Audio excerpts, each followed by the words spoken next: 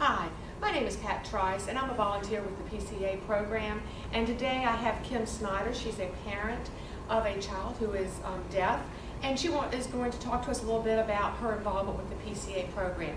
Kim, thank you so much for coming. No problem. Can you just tell us a little bit about how you originally got involved with the PCA program and how long you've been involved? I guess I heard about the PCA program about 3 years ago, and it was actually Dr. Emmett Jones. He was the one that told me that this program was starting up, and so I got a letter in the mail and I decided to come. That's great. Well, can you give me an idea of how the program has helped? Maybe you can talk a little bit about your child and how the program has helped your family. I have 4 children, and my second child is deaf, her family deaf. And when we came to the PCA program, it was nice because it was very family oriented. The kids got to play with other kids and siblings of other deaf and hard of hearing families, and the parents got to, kind of leave the kids with, supervised volunteers, and we got to go and learn more about communication with deaf and hard of hearing children, and learn more vocabulary for signing so that we could facilitate that communication at home better.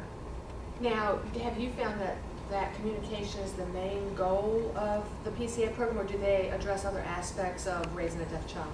Yeah, there's an emphasis somewhat on the communication aspect, because that really does affect the whole entire family. When you have a deaf and hard of hearing child in your family, it affects the whole family, which is good. But they also have other like mini seminars, people who work with deaf and hard of hearing children and their development. They come in and they give us information on how to have an emotionally, stable deaf and hard of hearing child, what to expect, what should you be concerned with, and all kinds of other seminars about speech and therapies and schooling, all of those kinds of issues. Are families coming just from the local area? No, and that's a benefit for everybody also. Families come from all over the Richmond metro area. They come as far as Northern Virginia, Charlottesville, Williamsburg, and that's a benefit because the population here in the Richmond area for kids, to interact is not that huge, but luckily they're able to mingle with new people, and they're able to exchange email addresses or cell phone text messaging or video phone numbers, so that the kids can actually communicate with other kids and not feel so isolated like they're by themselves all the time. And is the program is expensive for families to access it? No, it's free. It's free. Which is wonderful, because it's hard for working parents of deaf and hard of hearing children to take time and pay to take the class at a community college in sign language to try to facilitate or try to learn more sign language to communicate with their child. But it's nice they can come here for free. It's usually once a month, and pick up new vocabulary and better ways to communicate with their child, and it's all for free, and they watch all the kids for you, so you don't have to worry about finding childcare for your deaf or hard of hearing child or any of your other children. They all interact together and make new friends and see each other once a month.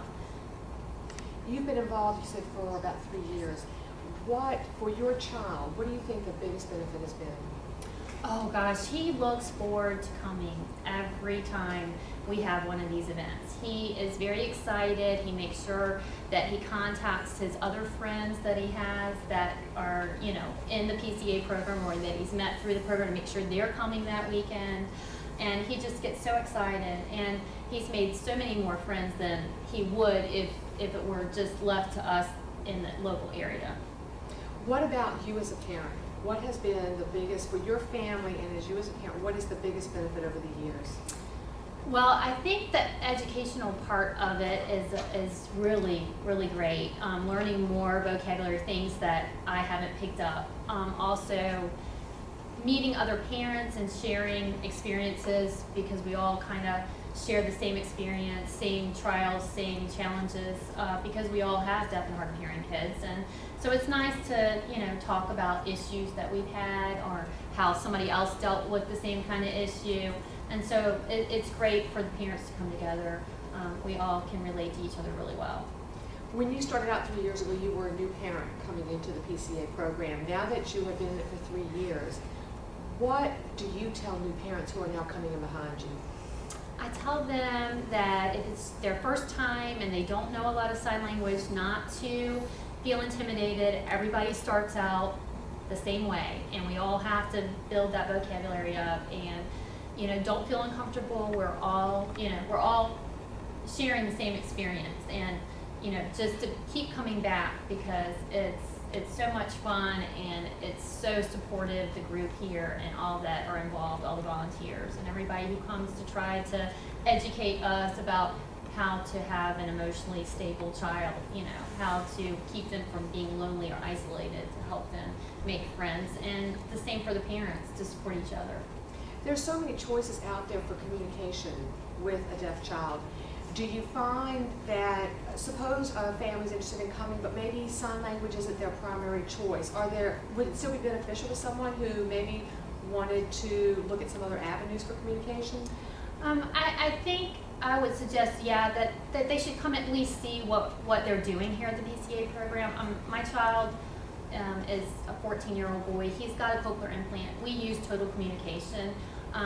His speech is coming along, but we still, it keeps his frustration down, so that if we're not understanding what he's saying and we can't understand his speech, that he can clarify it with sign language, and I actually know that sign, and I can be like, okay, I gotcha. I know what you're saying. Don't get frustrated.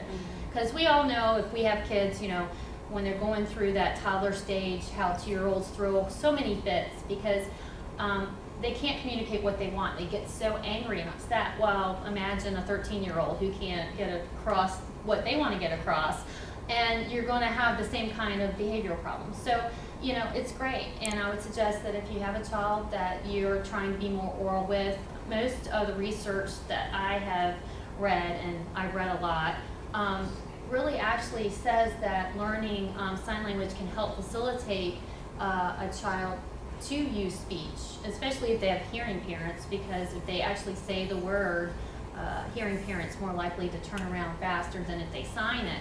So I'm not afraid of using sign language with my cochlear implanted child. I actually, once I know what word he's trying to say, then I say it, he repeats it, and hopefully that stimulates the same language, part of the brain, which is what most research shows. So I would suggest if that's not your main goal, just come, try it, see what you think. And if that's not for you, at least then you've made contacts with other parents with the same kind of issues. Do you feel like you've connected with resources that maybe you wouldn't have known about had you not come to PCA? Yeah, deaf and hard of hearing and counseling services. I don't think I would have known about that if I hadn't have come to the PCA program. And there's many others, that I have at home, numbers and people who are professionals that help with the PCA program.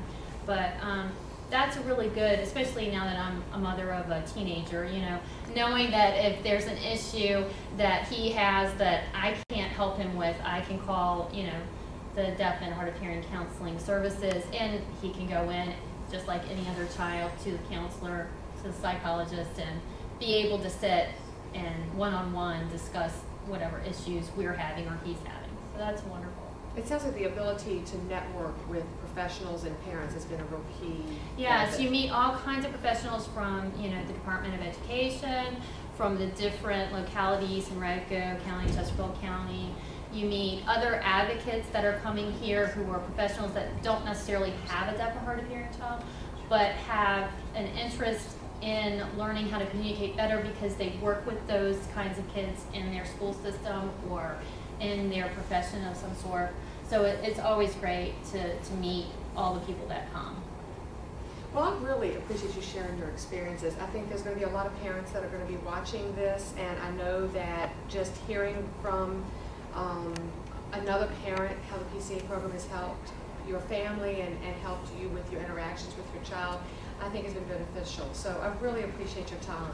Thank you. I hope this can help other parents, and that the information's out there. Maybe they'll come and try one of the programs. If you're interested in more information, you can always contact look on the website at PCA program@gmail.com. Thank you.